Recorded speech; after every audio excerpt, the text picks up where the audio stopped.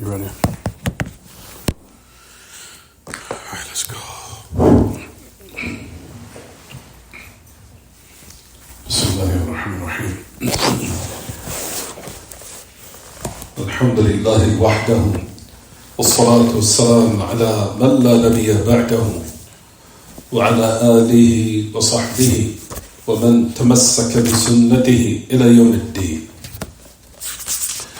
وسلم تسليما كثيرا أما بعد.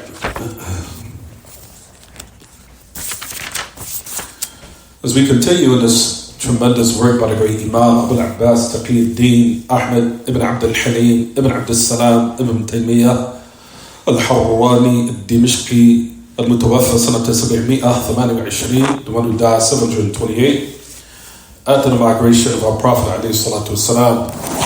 And the time now is 7:31 p.m., Wednesday, July the 24th, 2024 of the Gregorian calendar, which agrees with the Islamic date, was currently the first month of the year in regards to the Muslims, in regards to us, Ahl al-Islam.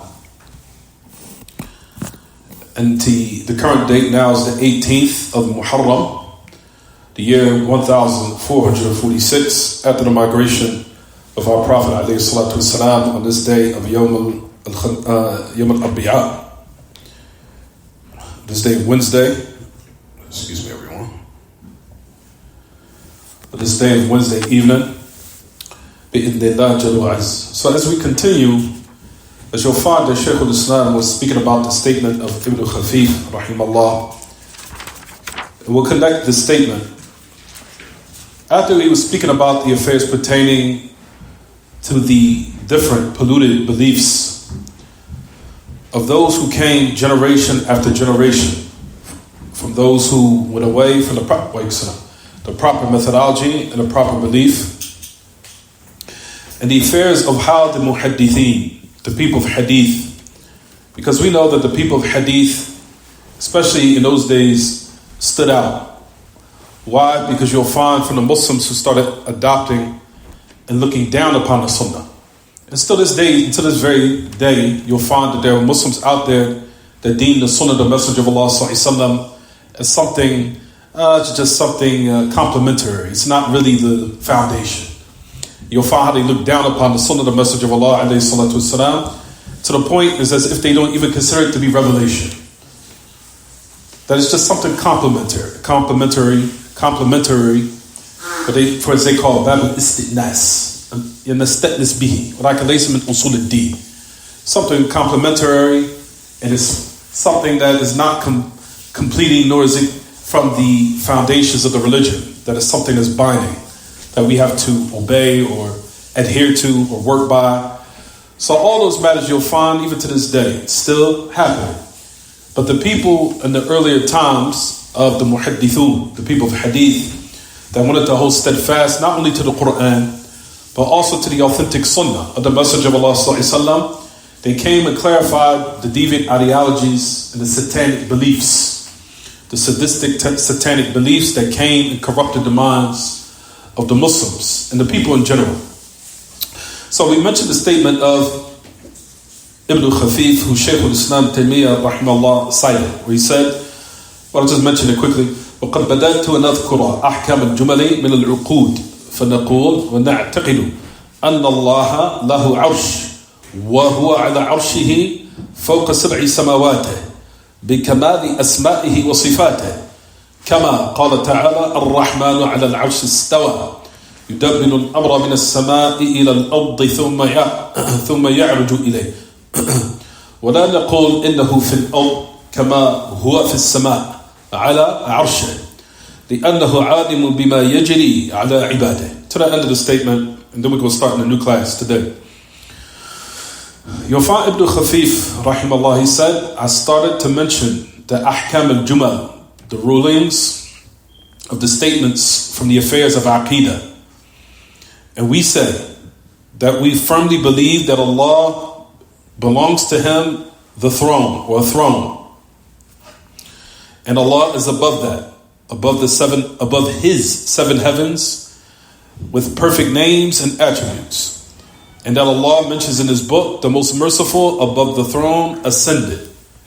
And also the statement in the ayah, the verse which is the Surah Sajdah, ayah number 5, that Allah, that He, yudabbiru al-amra min as-sama, that He disposes of the affair from above to the earth, then it ascends to Him. He said, we do not say, indeed He is in the earth. Just as we say that above the throne, He is above. And that Allah is all knowledgeable of what transpires with His servants, or upon His servants. So we mentioned that, everyone, pertaining to what the great Imam Shaykh al-Islam Taymiyyah rahimahullah that he cited of the statement of Ibn Khafif. So, like we mentioned last class quickly, we said that Allah subhanahu wa ta'ala, that He, what belongs to Him is a throne, is a arsh. That throne, everyone, we firmly believe in it. We don't know how it is, but we know some of its descriptions that comes in the authentic sunnah. That is huge. It is beyond comprehension as far as in its size. And those affairs, like we said, we mentioned, we believe firmly in it. And we also, from our aqidah, from our firm belief, that we believe that Allah subhanahu wa ta'ala does not need the arsh. As we mentioned this on so many occasions. Just because Allah is above it does not mean He needs it. Allah subhanahu wa ta'ala is not like the creation. The creation needs to sit upon something so they don't fall. Allah subhanahu wa ta'ala, laysa kamithlihi shay. He is not like the creation, and He's all hearing and all seeing, as we mentioned. So we mentioned and said that those affairs are what, everyone, are understood in this manner. That we firmly believe that He, subhanahu jalla jalaluh, belongs to Him a throne. And just because Allah is above it does not mean He needs it. And it's not like the creation where the creation needs to sit upon something. And this is you'll find from the doubts of the people of innovation trying to instill doubt within the Muslims concerning this belief. Saying, and you'll find that in their belief, the reason why they deny it is because they liken Allah to creation. And you'll find that they say, for example, you say my Lord sits upon something. What did they just do? They just likened Allah to creation. And as a result of it, the second devilish affair came as a result of it, which is what? Rejecting it and denying it. So they fell into one satanic thought, and then the other satanic thought brought them to another one. They likened Allah with the creation, and as a result of it, they rejected it. So those affairs goes back to the sound belief of Ahl Sunnah is that Allah is above the throne. And just because He's above it does not mean that He needs it. But rather it's due to wisdom that Allah subhanahu wa ta'ala, that it necessitated that He be above it, in which we do not know why. Is it clear? But we know for without any doubt, without any shadow of a doubt, that Allah subhanahu wa ta'ala being above the throne does not necessitate that He needs it. Subhanahu. Good. So, we believe that Allah subhanahu wa ta'ala created the heavens and the earth within 6 days, and then His infinite wisdom necessitated to particularize the throne with ascending above it. لا كاستواء المخلوق على المخلوق ولم يستوي عليه لحاجته إليه, as we mentioned, بل لحكمة اقتضت ذلك ولا نعلم. We already mentioned that. Let's keep going. For Rabb subhanahu wa ta'ala, He's informed us about Himself, and that above the throne He ascended, an ascension that befits Him. And we talked about last class, we do not set out to look for how it is. Those affairs are from the affairs of the unseen, in which no one knows, as we mentioned. So let's keep going. We talked about the statement of the great Imam Malik, rahimahullah, that you'll find that this is what the Salaf were upon from the great scholars of the past. They knew that these matters were way beyond our comprehension, nor did they work diligently to find how the reality of these affairs are, of how Allah ascended, and how Allah subhanahu wa ta'ala is above the creation to the end of it, nor how Allah sees everything, or how He hears everything, and how He understands all the various languages at the same time, simultaneously, and that Allah subhanahu wa ta'ala has this complete ability to hear everything, from the ants, from the most minute of creation, of what we deem to be minute and small. Allah subhanahu wa ta'ala hears it all. and sees it all. Can your human mind begin to fathom of how this affair is? That he can hear everything that moves, from the ants, from the smallest minute of creatures, of what we deem to be small. All those matters are what? Known with Allah. And it's beyond the comprehension of knowing how. In these type of affairs, you can't even begin to understand. How Allah subhanahu wa ta'ala hears things right in front of us and underneath us. Allah subhanahu wa ta'ala hears it, knows it and what it's upon, and know it's what? It's intricates. All of those affairs are not known with us, even though it's right in front of us. This mere fly that flies around our faces, Allah knows what's taking place inside of it. Allah subhanahu wa ta'ala knows the detail of it. Allah subhanahu wa ta'ala hears it. Those affairs are way beyond our comprehension. This is what the Ai*Imah of the past knew. That's the reason why these type of questions were so heavy upon them. When a person would come and ask, how is Allah subhanahu wa ta'ala above? How Allah subhanahu wa ta'ala hears everything? How does Allah subhanahu wa ta'ala see everything? How did Allah subhanahu wa ta'ala descend? Knowing that these affairs within the belief of the Ai*Imah, that these matters are way beyond the human mind's what? Comprehension and understanding. Is it clear, everyone? طيب, so let's keep going. So قال ابن خفيف رحمه الله لأنه عالم بما يجري على عباده. Allah is all aware and all knowledgeable of what transpires upon his servants. What does that mean? Of the statement of Ibn Khafif that Shaykh al-Islam cited. So the statement is, everyone, لأنه عالم بما يجري على عباده. Allah is all knowledgeable of what transpires. Yajri means to flow, but here in this context it means, of course, happen or transpire. What transpires upon his servants. This statement of Ibn Khafif, rahimahullah, everyone, necessitates that Allah is with his servants.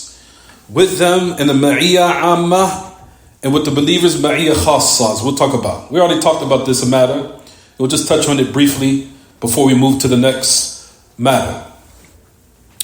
Allah subhanahu wa ta'ala is with his servants, meaning with them in what they call the general witness, for lack of better words. Witness, meaning being with.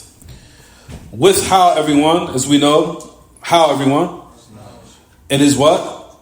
In his knowledge, in his full awareness, and seeing everything that they what? That they do. What's called Ma'iyyah Amma, which is called the general what? Ma'iyyah of Allah being with the creation. That's even with the kuffar, or even with the disbelievers and the non-Muslims. That Allah subhanahu wa ta'ala, meaning he's all aware of them, all knowledgeable of them, and he is well acquainted with everything they do. Not necessarily meaning in the second category, which is a specific type of what? Ma'iyyah, meaning Allah being with the creation, which is only for the people of Iman, which is called Ma'iyyah Khassa, with that exclusive type of Ma'iyyah. And the word Ma'iyyah in the Arabic language means, everyone, Allah being with the creation. And we know it breaks down to two types, as we know. The first one is the general Ma'iyyah, where Allah subhanahu wa ta'ala is well acquainted and completely aware in his knowledge, in his awareness, and seeing everything that the non-Muslims do. And the Muslims, of course, and the people of Iman also. So Allah subhanahu wa ta'ala is with them in those affairs, but not necessarily in the second category, which is an exclusive type of Ma'iyyah, where Allah subhanahu wa ta'ala made that only for the believers. That is an affair which is something specific and exclusive. What is the second type of Ma'iyyah? Being with them and guarding them, protecting them, and aiding them. That's only for the people of Iman. Is it clear, everyone? طيب, this is what you'll find that Ibn Khafif, rahimahullah, is speaking about in his statement here. He's saying, لِأَنَّهُ عَالِمٌ بِمَا يَجْرِي عَلَىٰ عِبَادِهِ. Allah is all knowledgeable of what transpires upon his servants. You'll find that Ibn Khafif, rahimahullah, that he's saying here, that I believe, and we firmly believe, or rather he believes, saying in the statement. He's talking about the people who traverse the proper belief also. That's what he's implying also. He's saying that we firmly believe, or I firmly believe, is that Allah is with us. With us in what, everyone? With his knowledge, his acquaintance, means he's aware, his full awareness, his hearing, his seeing, and disposing of the affairs. Which is the first what? Type of what? Ma'iyyah. Ma'iyyah. That's Ma'iyyah Amma, the general Ma'iyyah. That Allah, meaning He Himself, is not with us. Meaning by His essence. He's not inside of me. He's not inside of the creation. He's not mixed with them or embodied with them. Rather, He subhanahu wa ta'ala bidhatihi fawqa sab'i samawati. Meaning, by His essence, He's above what? Above the heavens. Bidhatihi, meaning by His essence. He's not mixed with the creation, nor is the creation mixed within Him. The devil is not inside of Him, nor is the devil is not inside of Allah, and Allah is not inside of the devil. Allah is not inside of Jibreel, nor is Jibreel inside of Allah. All of this is absurd nonsense.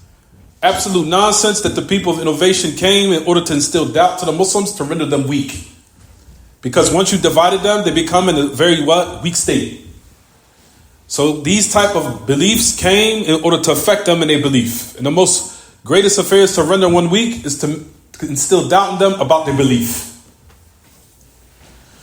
Based upon that Ma'iyyah, Allah subhanahu wa ta'ala is with the creation, not by His essence, but by His what, everyone? By His knowledge, His awareness, and by His what? Him seeing and hearing and disposing of the affairs. Is it clear, everyone?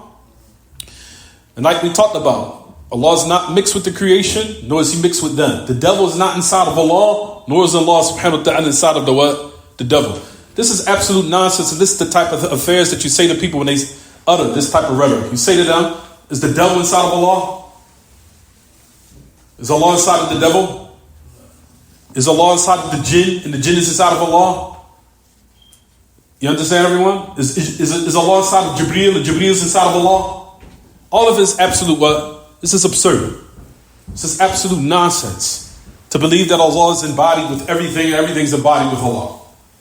So what we saying, everyone, that He is with them, the general Ma'iyyah. And that is with all of the creation. That Allah is with them, meaning He's with them as far as in His knowledge, His well awareness, His full awareness, and Him seeing everything, hearing everything, and what? Disposing of the affairs, we said. However, the second is only exclusive for who? The believers, which is the second category, what they call Ma'iyyah. Ma'iyyah, which is the Ma'iyyah al-Ta'yeed wal-Nasr wal-Kala wal-Hifz, of Allah aiding, granting protection, aid, and victory.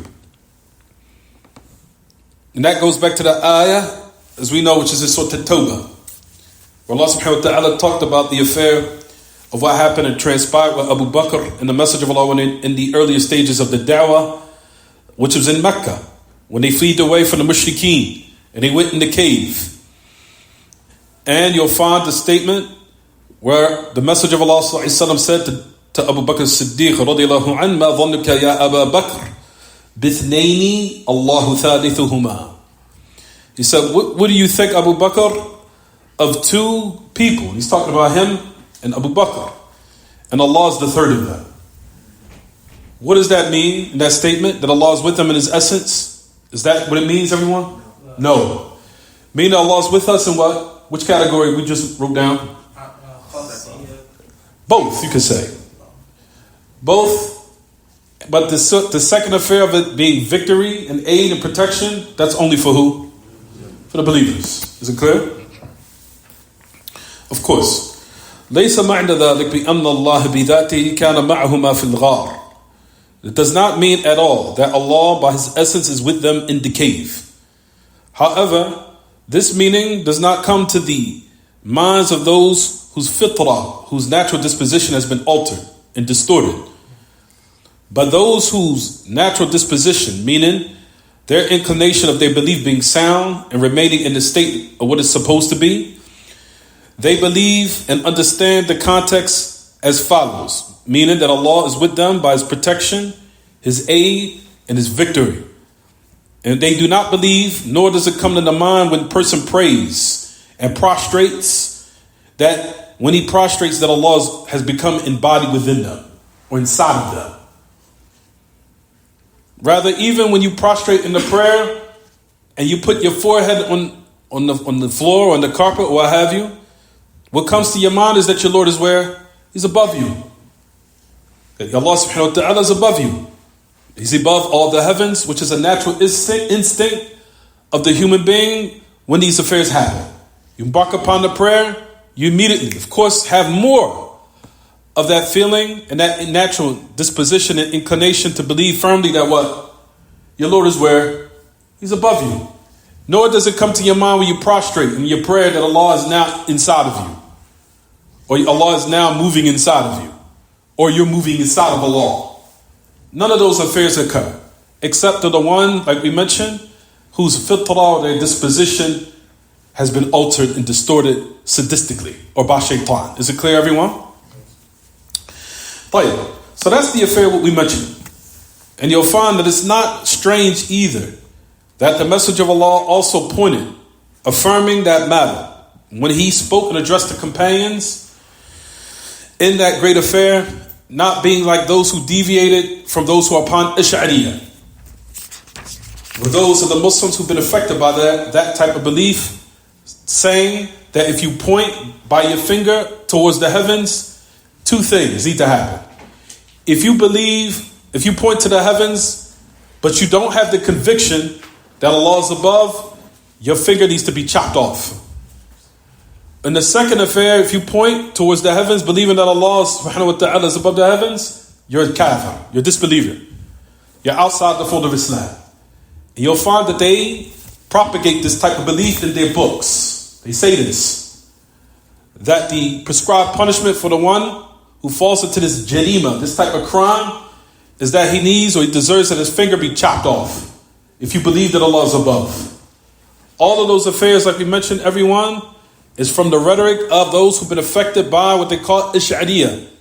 And in actuality, it's not Ish'ariyah, it's Kullabiyah. Because we know that Abu al-Hasan al-Ash'ari, rahimahullah, that he returned back to the truth and made tawbah. However, Zuran, lying upon Abu al-Hasan al-Ash'ari, they still ascribe to him falsely when he was in his second stage, not the final stage. As we know, Abu al-Hasan al-Ash'ari, rahimahullah, passed by him what? 3 stages. 3 stages in his embarking upon the truth. And we've seen this from people. You can see when a person's mind is seeking the truth. There's a time where usually with human beings, if Allah wants good for them, they start off, their mind starts to seek that something's not right with these beliefs. And their mind starts to embark upon seeking the truth. And that happens to certain people. And they seek, similar to what happened with who? Abu al-Hasan al-Ash'ari. He was upon the aqidah of the Mu'tazila. That was the first stage, as we know. And he was with them for 40 years. Abu al-Hasan al-Ash'ari was with the Mu'tazila. And his wife's, his mother's husband was Ali al-Jubba'i, who was from the heads of the Mu'tazila in that time. After that, he left, of course, the Mu'tazila. Then he joined Muhammad ibn Kullab, as we know. Muhammad ibn Kullab, he embarked upon his affair. And he heard his rhetoric and found it to be very strange also until he left him.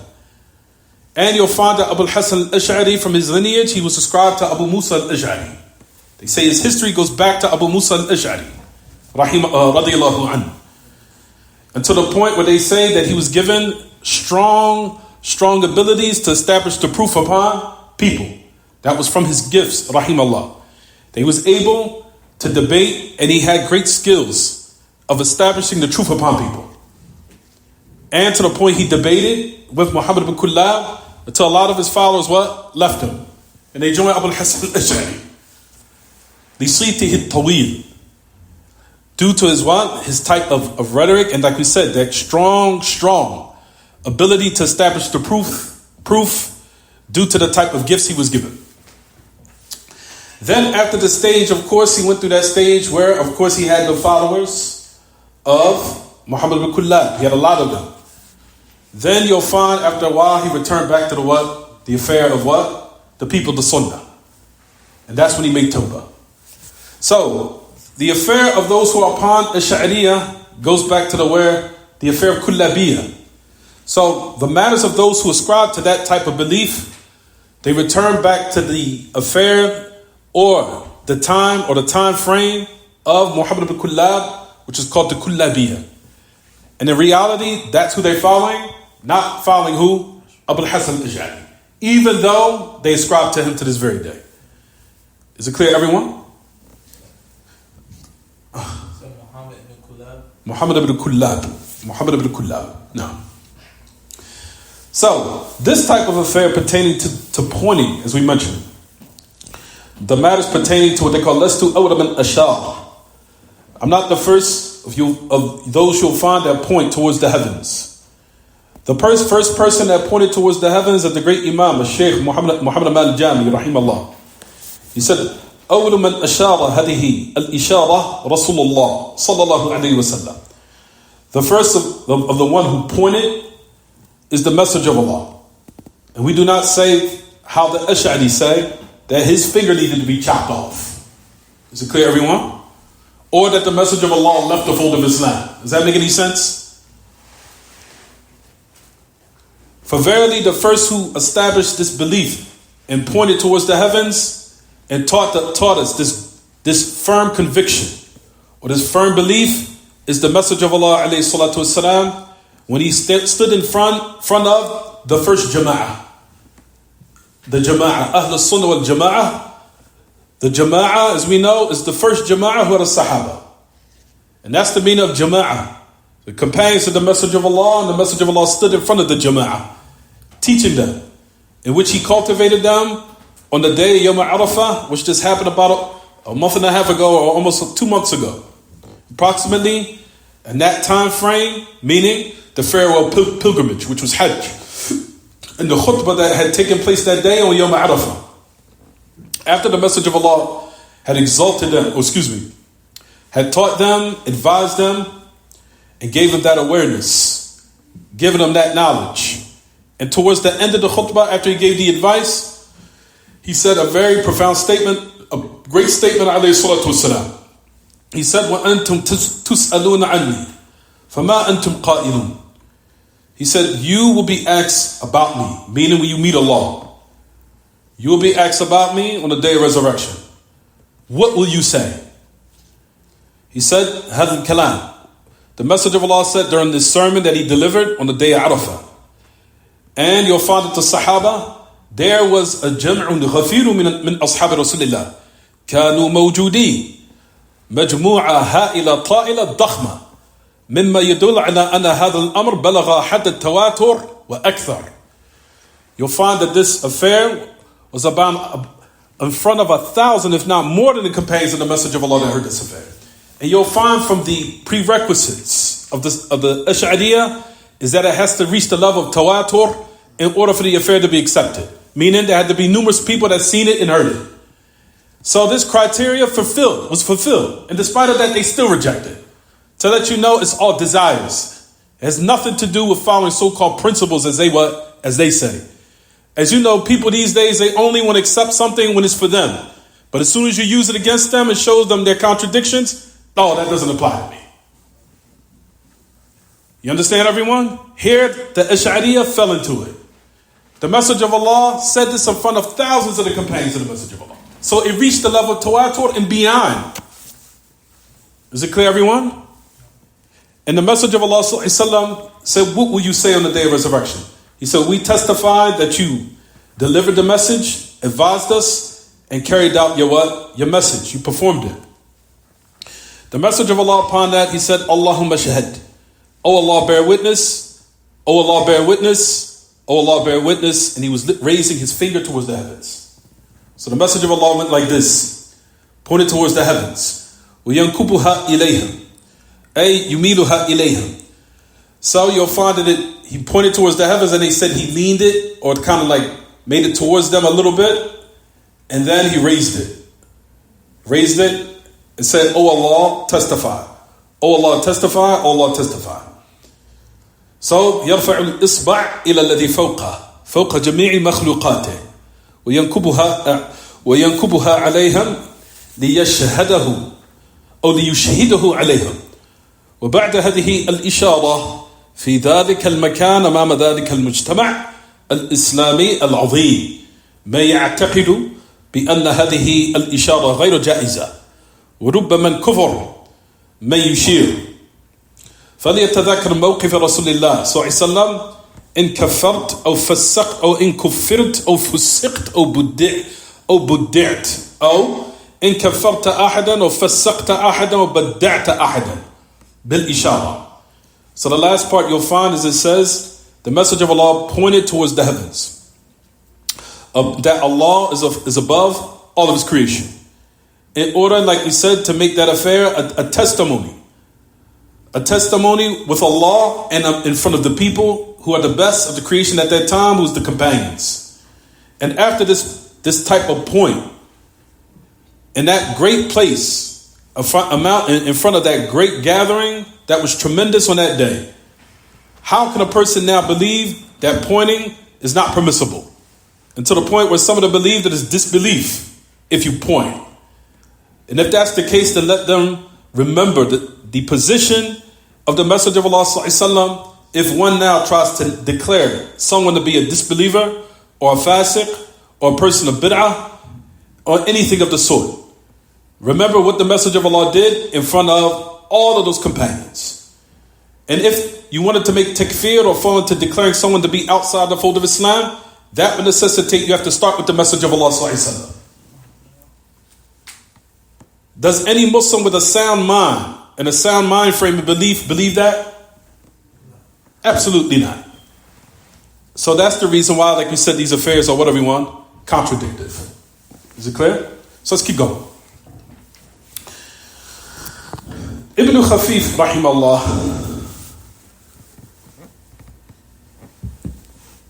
Ibn Khafif rahimahullah, he says, إلى أن قال ونعتقد أن الله خلق الجنة والنار وأنهما مخلوقتان للبقاء لا للفناء. We'll talk about this in a minute. And this is the statement of Ibn Khafif rahimahullah that he continues to say. إلى أن قال ونعتقد أن النبي صلى الله عليه وسلم عرج بنفسه إلى سدرة المنتهى. We'll talk about this in a minute. How the Message of Allah rose. Of course, we know that he was brought above the heavens. And then we know the point in which Jibreel came to the gates and asked that they be open. And we'll talk about this now. And there was a certain point where Jibreel stopped. He stopped. Alayhi salam. Angel Jibreel stopped.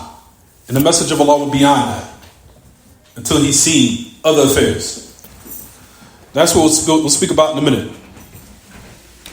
He says, إِلَىٰ أَنْ قَالُ نَعْتَقِدُ أَنَّ اللَّهَ قَبَضَ قَبْضَتَيْنِ فَقَالَ هؤلاء إلى الجنة وهؤلاء إلى النار ونعتقد أن للرسول صلوات الله وسلامه عليه حوضا ونعتقد أنه أول شافع وأول مشفع وذكر الصراط والميزان والموت وأن المقتول قتل بأجله واستوفى رزقه. To the end of it. So you'll find that it mentions the new statement of Ibn Khafif rahimahullah. He speaks about the affairs pertaining affairs of paradise and hell. He said so Shaykh al-Islam says there was a statement until it was mentioned another statement by Ibn Khafif. He said, we firmly believe that Allah created paradise and hell, and the hellfire. And that right now they are both created. And they are created to remain, not to what? Disappear, or not to fade away or vanish. A person might say, we'll talk about in a minute, answering the question, they say that Allah is eternal. Right, everyone? Allah has no ending. As we know from our belief, Allah has no beginning, and Allah has no ending. And that everything in the heavens and the earth will fade away and vanish or disappear, except Allah will remain. A person would say, what about paradise and hell? Weren't they created to be eternal? I gave you the key word. Weren't they created to be eternal? We say yes. So, how is it the fact that Allah has no beginning, has no ending, and that paradise will have no what? Ending? You understand, everyone? That paradise will not have no ending, nor will it disappear. And that's the question we'll answer within a minute. We'll speak about that And it's going to come, the answer. طيب. Then he said, rahimahullah, إِلَىٰ أَنْ قَالَ وَنَعْتَقِدُ, that we believe firmly, or from our belief, is that the message of Allah was raised to what they called the Sidratil Muntaha, that low tree that was huge. It was huge. In which Angel Jibreel accompanied the message of Allah to that great place in paradise. Is it clear, everyone? Yes, still the statement of Ibn Khafif. Still the statement of Ibn Khafif. Isa ila anqa, until he said, we believe that Allah also qabada qabdatayn, that he subhanahu wa ta'ala gripped two grips. From who? From the back of Adam. We'll talk about that in a minute. And Allah subhanahu wa ta'ala said these group from the human beings and also for the jinn, they are for paradise, and these group of people are for hell, for the hellfire. May Allah subhanahu wa ta'ala make us from the people of paradise. He said, we also believe, let's continue. وَنَعْتَقِدُ أَنَّ لِلرَّسُولِ حَوْضًا وَنَعْتَقِدُ أَنَّهُ أَوَّلُ شَافِعْ وَأَوَّلُ مُشَفَّعْ. We also firmly believe that the message of Allah belongs to him, a hawd, or that well of what they call the well of the message of Allah on the day of resurrection, which is huge. It's not like the well of this world. It's something different. The hawd. We also firmly believe that he is the first one to intercede and the first whose intercession will be accepted or granted. And he mentioned the bridge of over hell and the scales of weighing the deeds and death, and أن المقتول قتل بأجله واستوفى رزقه, that the one who's killed, he was killed due to his time in this world expiring. Is it clear? Due to his time in this world expired, meaning the time that Allah set, the time came, it was time for him to what? Die. Is it clear, everyone? And he also fulfilled and exhausted his provisions. We fulfilled, or completed rather, completed his provisions. Is it clear? So that's what Ibn Khafif rahimahullah is mentioning here. طيب. So that's also from our beliefs of the people, of the sunnah, of those who want to be saved and receive salvation in this world and the hereafter, and in the grave, and on the day of resurrection. That they hold firmly and tightly to these beliefs, and not to deviate from them, yamnatan wa la yasra, not to the right nor to the left. So, he says that Allah subhanahu wa ta'ala, from our belief, is that paradise and hell is created now, meaning they exist right now. Right now. We do not believe that the Mu'tazilah, they say that the affair does not, or the intellect necessitates that they're not or they're non-existent right now. You'll find that it's from the belief of the Mu'tazilah. They said that the aql, here we go again, we're using our rationality and our mind and giving precedence to it over what Allah mentions in His Messenger. That the human mind necessitates that there's no need for it now. So why is it now existing? Is it clear?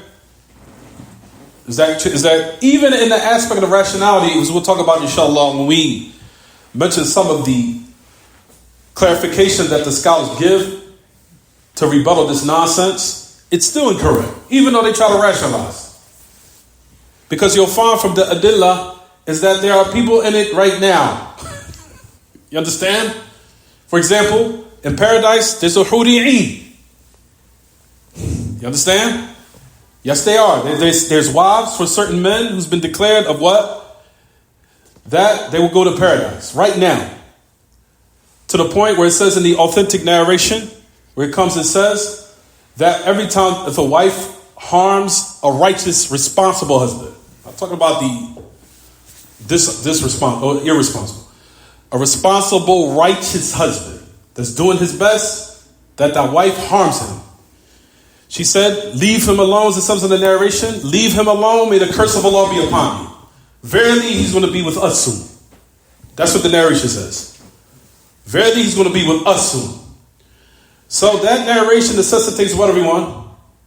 There's people in paradise right now. So even the aspect of the aql is still rejected. So they try to use their rationality and it's still wrong. It's like the martyrs, right? And some of the martyrs, we could say. We'll talk about that, inshallah, don't worry. But that's for the evidence to show right now they're what? They're inhabitants. So it's not just the mere fact that it's not a need right now. There's people in it. And from that, as we mentioned, the Huri'in and other affairs. We'll talk about of how Ibn al-Qayyim even refuted the nonsense of the so-called rational rhetoric that they try to utilize to say there's no need for it to be created right now. That's why we don't believe that it's existing. Which is nonsense. And all those matters we'll touch on it, inshallah. But that is from the affairs you'll find that they mentioned it. So they try to utilize their intellect or their mind to rationalize these type of matters and say, oh, there's no need. So, based upon that, we don't believe it. So, based upon that, this is a type of statement to rebuttal, like we said, the Mu'tazila. So it says they believe firmly that Jannah and Nar, that Allah subhanahu wa ta'ala did not create them. In contrast to what the people of the truth believe, and what they hold firmly and adhere to fully, by believing that Allah subhanahu wa ta'ala created them and they exist right now. So, their minds, the so-called rationality said, Allah creating them now is just mere games. It's abath. إِنَّمَا يَخْلُقُهُمَا بَعْدَ يَبْعَثْ الْخَلْقِ. So the rationality said it's games. Verily Allah will create them after He resurrects the creation. Then He'll enter them in it. And like we talked about, all of that is what? Pure ignorance. And even from, like we said, the aspect of rationality, it's still wrong. And we said the same thing applied to the devil. Is it clear, everyone? He tried to use his rationality after his arrogance. And even the ulama clarified that the shaitan was still wrong using his rationality. He was still wrong. Even if he tried to rationalize and use his so-called mind and intellect. They come and became and even followed up upon him. It's clearly establishing that what? That your so-called mind still was incorrect. Due to the fact that Allah subhanahu wa ta'ala is all knowledgeable of everything. And Allah only commands of what will be beneficial for the creation. Not for His benefit. Because Allah doesn't need us. Nor does He need our deeds. Nor does He need our obedience. Our obedience is only for the benefit of ourselves. Not for the benefit of Allah. Why? Because Allah is free of any what? Need. He does not need the obedience of the creation, nor does the disobedience of the creation harm Him. All of it is all for our own benefit. And that's it. Based upon, of course, what Allah has mentioned in His book. But those affairs to say, and to believe, for example, that the human mind or the rationality necessitates the rejection of this because there's no need for it at the time. All of that, like we said, is misplaced. Pure, satanic, sadistic way of thinking. And bad thoughts about Allah. As if Allah made a mistake. That they would be created right now. Until the need comes for it. All of that is absolute what? Nonsense. So let's keep going, everyone. So the message of Allah, so many narrations that come in the Sahihain, which is Bukhari Muslim, has established that the message of Allah has informed us that He's seen both of them. We know these narrations, right, everyone? That He, alayhi salatu wasalam, He's seen them. He's seen paradise and He's seen hell. Wal-iyadhu billah. And He also seen the bliss of paradise. And He's seen the different types of punishments in hell. And He knew, of course, informing that the majority of its inhabitants, of those who will enter it, is women. And that's why the message of Allah took the initiative to what? To exalt them and warn them. And tell them, don't let your feelings override your pure judgment. And to give more charity, be more diligent. And all those other affairs in which He what? Encouraged them to do, give them more charity. And the reason, the message of Allah even clarified to them. He said, when you fall into a lot of abundance of what? Cursing and being ungrateful. And of course, yakfurna zawj. And they're ungrateful for their husband, for example. And we're talking about the good quality husband. I'm not talking about the mistreating husband. The good quality husband. The righteous one who's doing everything he can do to be right, do right by you. I'm not talking about the other ones. يَتَذَكَّرْنَ لِمَعْرُوفٍ. That there will come a time where they will reject his good. And even as the Messenger of Allah says in the narration, which is in the Sahih, if you was to perfect to one of them the whole time, to one instance where they would see something you didn't do for them, they would say at the end, what? I didn't see any good for you at all. So the message of Allah came, what? Clarifying these matters. But the point of the matter is in that narration is to establish what? That the hellfire is what? It exists right now. So let's not lose track of why he mentioned that narration.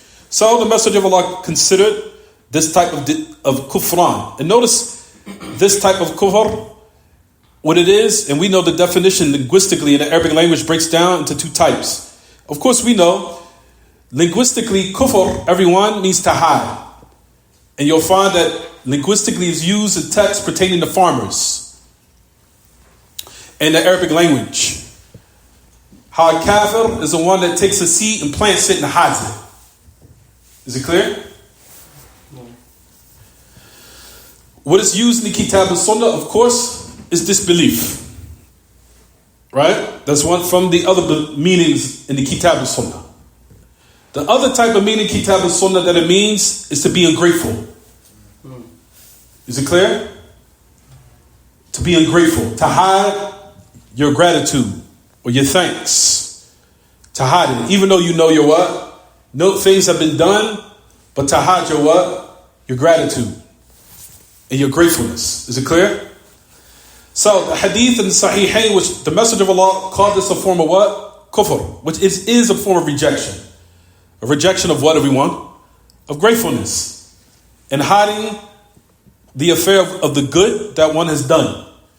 And this was the type of kufr that the Messenger of Allah was describing the women of having. For those husbands that are what, doing the best and putting forth their great effort into giving them what they want. We're not talking about the ones who mistreat them. I'm not speaking about that. I'm talking about the righteous ones that are doing everything they can to be upright with them and do right by them. Is it clear? So that is the message of Allah sallallahu when he was mentioning this narration. But the kufr, like we said here, the meaning of it is what? Is ungratefulness. It's ungratefulness. Kufran al-ashir. وكثرة اللعن وكثرة الحلف وكثرة السباب وكفران العشير من الأسباب. So the Messenger of Allah took in consideration this type of what? Kufran of al-ashir. He said that you are ungrateful for the ashir, that you invoke, you curse, you and use insults, and all these other affairs. Kufran al-ashir, rejecting the good and being ungrateful, is from the means of which, like we said, have entered them until they became from its inhabitants. However, like we said, it does not mean, like we said, that a woman, معنى ذلك أن كل امرأة تتصف بهذه الصفة. He said it does not necessitate that every woman has this characteristic. It doesn't mean that. However, the Messenger of Allah wanted to what? Say the majority of how they test it in this regard, especially when their emotions get the best of them. And the Messenger of Allah took the initiative to teach them and encourage them, this is your way out, this is the solution. And that, like we said, to the matters, إِذَا تَحَفَظَتِ الْمَرَأَ الْمُسْلِمَةِ, to these type of affairs, if they protect it from these type of means, then they will be safe. If they take these different solutions and these different types of ways that the Messenger of Allah clarified for them to save themselves. Because he made for everything a reason. Even for paradise and for its entrance is reasons, which is what? Pure righteous actions. And also for the hellfire, the same thing. There are actions for that too, which are what? Evil and what, everyone? Disobedience and sins. So even every abode has its what? Has its reasons of why people enter it. And they both have their own what? Actions and beliefs. For those affairs of paradise and belief, for that which is upright, they enter it, and even for the means of the hellfire, wal-iyadhu billah, for certain, due to certain actions, they will also what? Enter it. Is it clear, everyone? But however, the affair, as we know, that if Allah subhanahu wa ta'ala grants one tawfiq, that one would die in that sound state, and for that reason, we make that dua for the person that died in a righteous state, نرجو له خيرا أو فالذي مات على الاستقامة والأعمال الصالحة وَمَنْ مَاتَ عَلَى خَيْرِ عَمَلِهِ فَرْجُ لَهُ خَيْرًا. For the one who dies in that sound state with the best of deeds, we hope for him good. And see, notice that moderation affair, and we're not like the Jews and the Christians, where we say, so-and-so died in that state, he's immediately what? From the inhabitants of paradise. even amongst the righteous people that die from amongst us, we still make certain statements, such as what, everyone? We hope for him good, and that Allah has mercy upon them. Because no one knows of the unseen or the internal affairs of something that could necessitate that person be punished. So that's the reason why Ahl al-Islam are the Ummatul Wasat. They are mediate, they are moderate in their what? Affairs. Even for the people who die upon sins from amongst the people of the Qibla. Same thing. That the person who dies upon an evil state, wal-iyadu billah, we say what? That we fear for him. We didn't say that he's what? In hell, khalas. We say we fear. We hope Allah has mercy upon him. And we fear for him his what? His deeds. Is it clear, everyone? For those who are amongst them. So notice we still in both instances did not say, khalas, he's in hell. Is it clear, everyone? And you see the imbalances of the Jews and the Christians where they say, whoever doesn't die for Jesus didn't believe that he died on the cross, khalas, you're in hell. And everyone from amongst us, no matter if he was the most wretched, most evil person, khalas, he believed that Jesus is going to paradise. Is it clear, everyone? All those affairs to show you, let you know the adl of the way of how the perfect moderation of the belief of Islam is. To show its beauty. That doesn't go too far to the left, nor does it go to what? Far to the right. Is it clear? Fine, let's keep going. So then he goes on to say, وَأَنَّهُمَا مَخْلُوق. Is it time? Is it time for Hamawiyyah? How many times is it coming to 8:22? Oh, it just came unloaded. It just came in?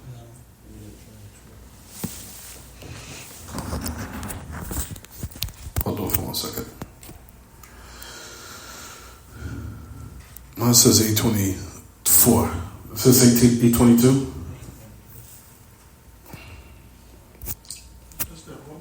That's only 1 minute. It's not a big difference. طيب هو سؤالي هذا ما يتفضل لا تفضل.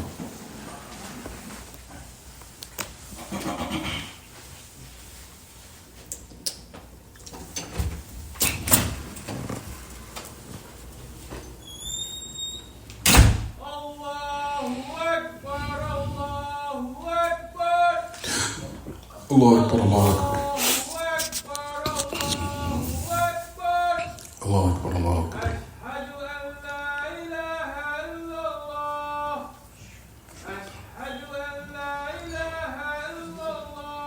أشهد أن لا إله إلا الله أشهد أن محمدا رسول الله لا حول ولا قوة إلا بالله السلام ورحمة الله لا حول ولا قوة إلا بالله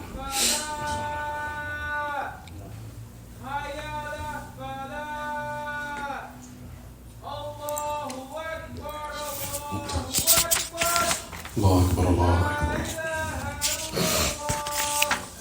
أكبر هذه الدعوة التامة والصلاة القائمة آتي محمد الصيف الفضيل وبعث مقام محمود الذي وعده.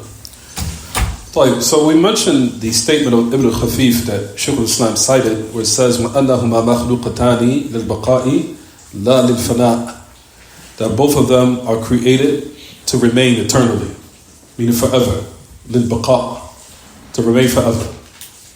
And they're not for fana. They're not to what? Disappear. Likewise, هذا رد على بعض من يقول بأن النار تفنى ولا تبقى. يزعم بعضهم أنه ليس من الحكمة بقاء النار. To the end of what we just mentioned. This is a rebuttal against those, or some of those who say, for example, that the hellfire also will go away. You'll find from the deviant type of or perverted beliefs that some of the people have adopted. So number one, you'll find that some of them say that it doesn't exist right now, which is also incorrect, right? Then you'll find from amongst them that say that the hellfire will what? Go away. Tefna. It will cease to exist. And it won't remain eternally. Some of them claim, why? Because it's not from wisdom that it remains. So what's the problem here? What are they doing now again? What trap are they falling into again, everyone? Using their intellect and their rationality again. Trying to rationalize. Are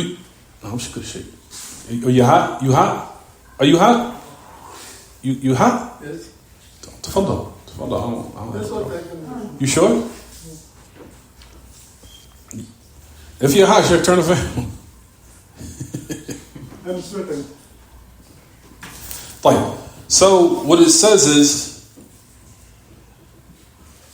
from the rationality or the rational ways which they improperly use their intellect, as we said, is to rationalize the hellfire not existing, or there's a time where it will cease to exist. However, the consensus of the Salaf, the consensus of the Sahaba, and what has been related in the Kitab al-Sunnah, as we know, what we clearly established from all the authentic proofs and narrations, is that what, everyone? That the hellfire, paradise and the hellfire were created for what? To remain forever.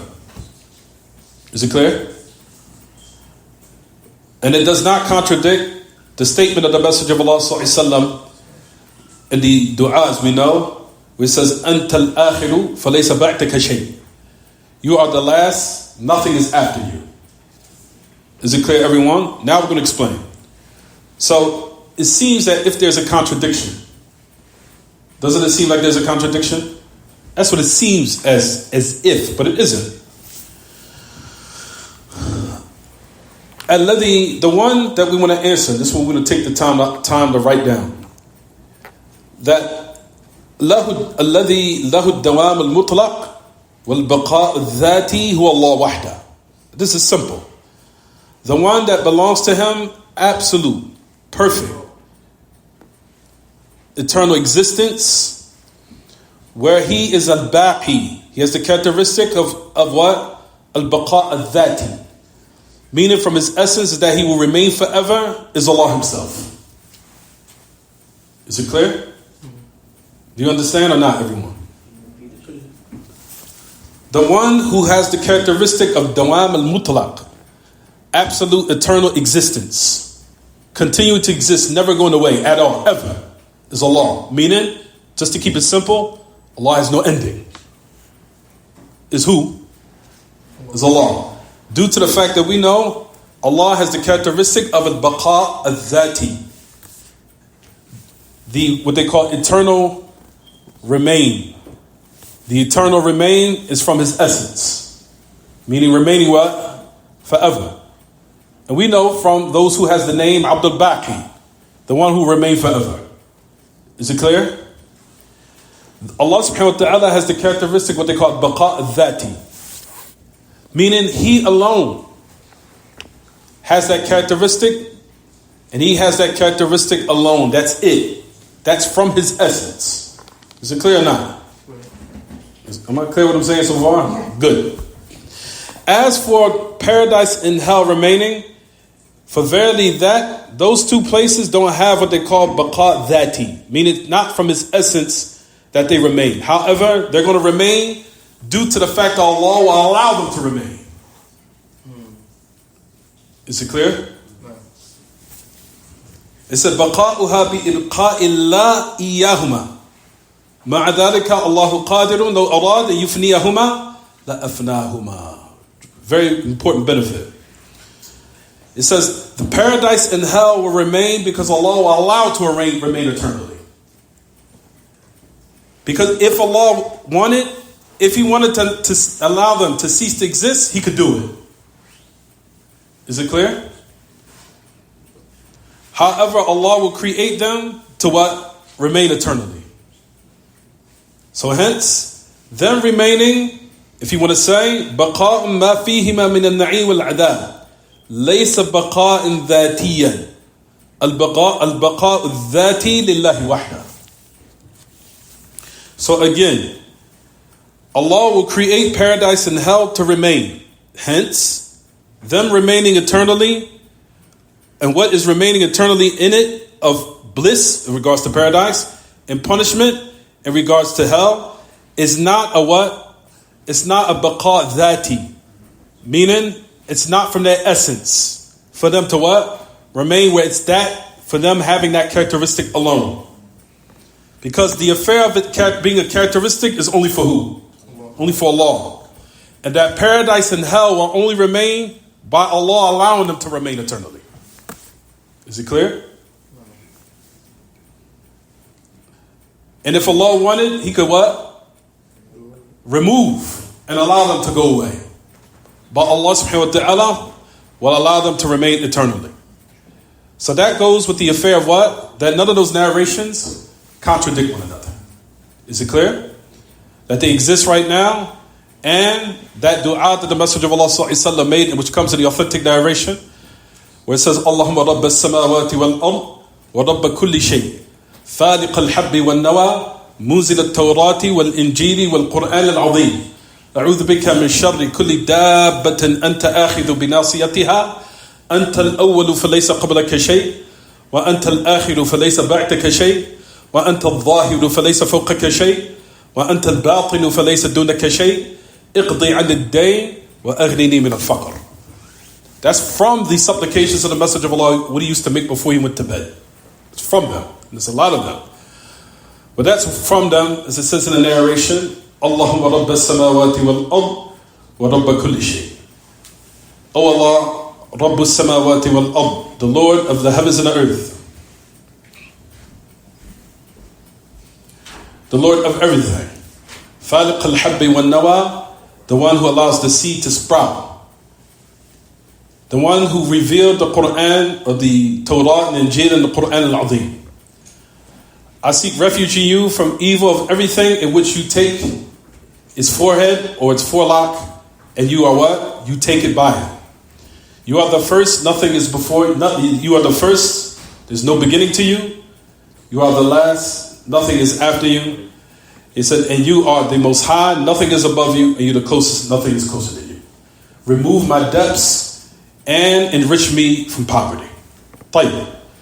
Notice it says in that dua, you are the first, nothing is before you.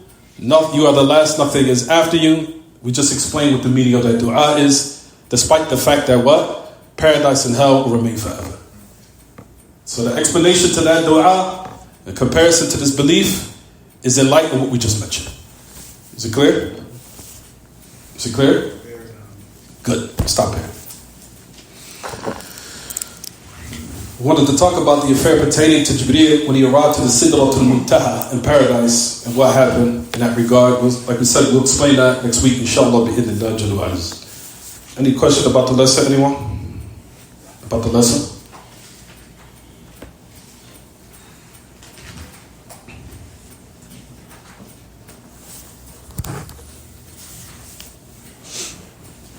And like we just said, during the class, is there anything we need to explain or give a little bit more clarity? Anything? من كان عنده السؤال والاستفسار فليتفضل باستفساره فليتفضل بسؤاله. تفضل. أنا الآن أعطيتكم المجال، وبعد أن ننهي الدرس خلاص نغلق المجال وبابه. تفضل. So you said. I'm sorry. تفضل.